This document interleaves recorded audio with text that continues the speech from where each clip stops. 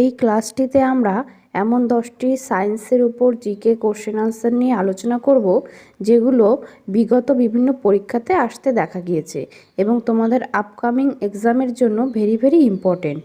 তো তোমরা অবশ্যই ক্লাসটিকে শেষ পর্যন্ত দেখবে।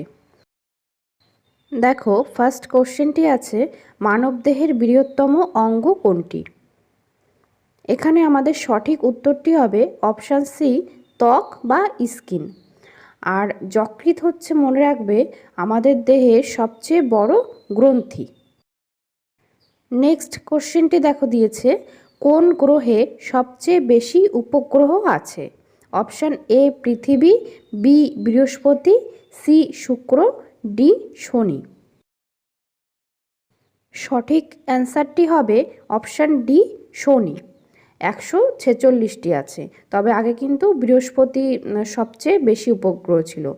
বর্তমানে শনির উপগ্রহ আছে 146টি আর বৃহস্পতির আছে 95টি। আর এখান থেকে আরেকটা জিনিস, যেটা এই যে বৃহস্পতি, এর যে উপগ্রহ আছে গ্যানিমিড, সেটি কিন্তু সবচেয়ে বড়, সৌরজগতের সবচেয়ে বড় উপগ্রহ। আর এর পরে আছে টাইটান, এই টাইটান হচ্ছে শনির উপগ্রহ। আর পৃথিবীর তো জানো চাঁদ একমাত্র উপগ্রহ, আর শুক্রের কিন্তু কোনো উপগ্রহ নেই।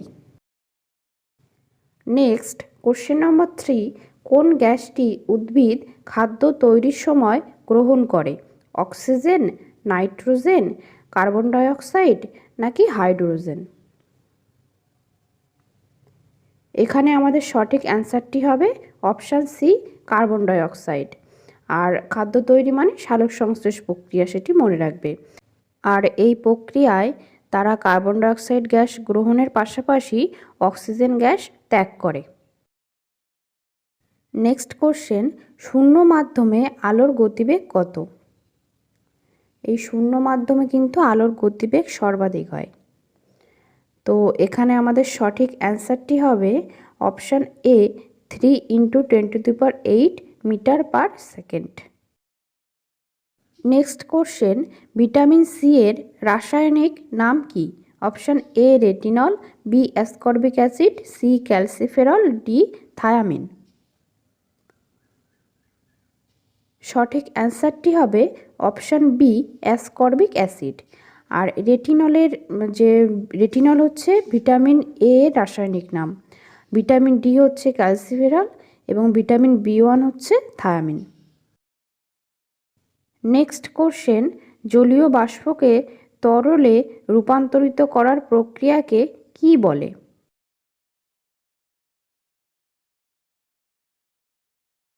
সঠিক অ্যান্সার অপশান এ ঘনীভবন। তরল থেকে বাষ্প হওয়াটাকে বলে বাষ্পীভবন, কঠিন থেকে সরাসরি বাষ্পে রূপান্তরিত হওয়াকে বলে ঊর্ধ্বপাতন।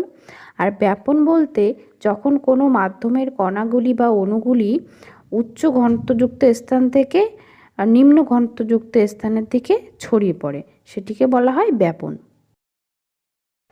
নেক্সট কোশ্চেন নম্বর 7, মানুষের দেহে কয়টি হাড় আছে? প্রাপ্তবয়স্ক জানতে চেয়েছে।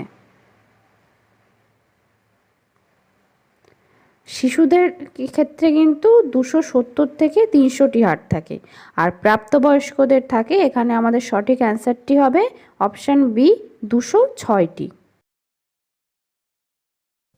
নেক্সট কোশ্চেন, শব্দের গতি কোথায় সবচেয়ে বেশি?